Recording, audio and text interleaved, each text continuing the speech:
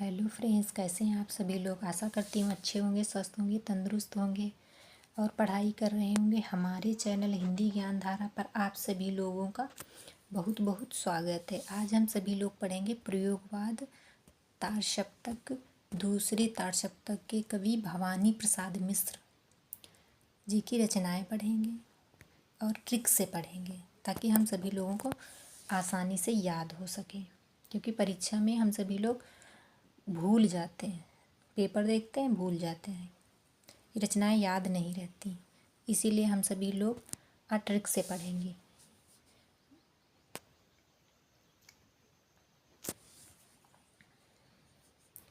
सिर्फ गांधी पंचसती, खुशबू के शिलालेख, व्यक्तिगत अंतर्गत, अनाम तुम आते हो, त्रिकाल संध्या, अंधेरी कविताएं,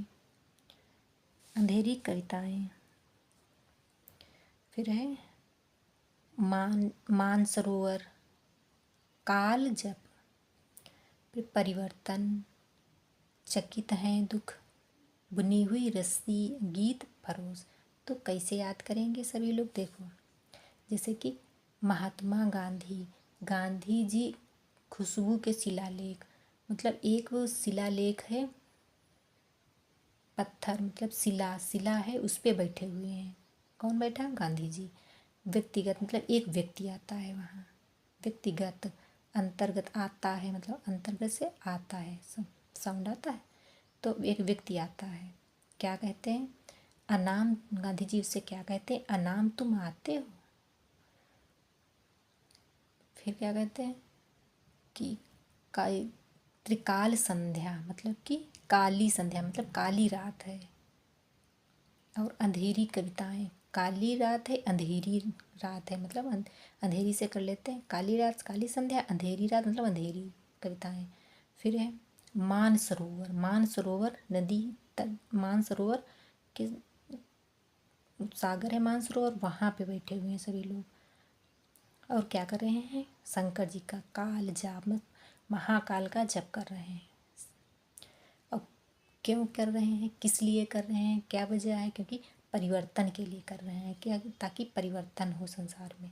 फिर चकित रह जाते, चकित है दुख, मतलब सभी दो, महात्मा गांधी और वो जो व्यक्ति आया था, दोनों लोग चकित रह जाते हैं।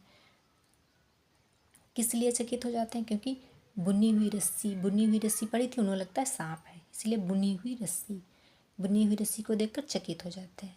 फिर क्या करते हैं? गीत फरोज मतलब गीत गाने लगते हैं। मतलब गीत इसलिए गाने लगते हैं क्योंकि डर ना लगे, इसलिए गीत गाने लगते हैं। फिर से याद कर लेते हैं। गांधी पंचसती, मतलब गांधी जी हैं, वो खुशबू के शिला मतलब पत्थर पर बैठे हुए हैं और उनके पास एक व्यक्ति आता है। व्यक्ति अंतर्गत, व्यक्तिगत और आता है मतलब अंतर्गत। फिर इससे क्या कहते हैं? अनाम तुम आते हो मतलब आ गए तुम। फिर त्रिकाल संध्या मतलब काली रात है, अंधेरी रात है, मतलब त्रिकाल संध्या मतलब काली रात, अंधेरी कविता मतलब अंधेरी रात, अंधेरी कविताएं। फिर मानसरोवर मतलब वो सागर है, वहाँ पे ये सभी लोग, दोनों लोग बैठे हुए हैं और क्या कर रहे हैं? काल जप मतलब महाकाल का जप कर रहे हैं। तो इससे समझ आता है काल जप। फिर क्या? ये सब जप किस लिए करते हैं? क्योंकि परिवर्तन के लिए, मतलब संसार में परिवर्तन आए। फिर एकदम से वो व्यक्ति और महात्मा गांधी चकित हो जाते हैं, मतलब चकित है दुख। फिर क्या? चकित क्यों हो जाते हैं? क्योंकि बुनी हुई रस्सी जो है वो बुनी हुई पड़ी है वहाँ पे, तो देखकर चकित हो जाते हैं, मतलब डर जाते हैं। फिर क्या करते हैं? गीत गाने लगते हैं।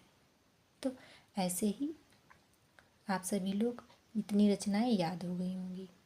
कहानी के माध्यम से पढ़ने से रचनाएं याद हो जाती हैं, वरना टाइम पर तक भूल जाओ। ऐसे ही ट्रिक से पढ़ने के लिए आप सभी लोग हमारे चैनल को सब्सक्राइब कर लीजिए, लाइक कीजिए, कमेंट कीजिए। Thank you.